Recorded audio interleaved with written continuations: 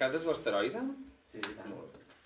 Com enyoro el meu asteroide, ja sé que podria ser més gran. O potser molt més important, però per lluny que marxi és el meu planeta.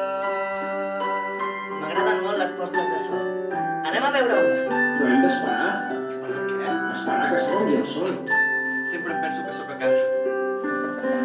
Al meu planeta hi tinc 3 volcans i un d'apagat, les llavors màgiques dels baobabs.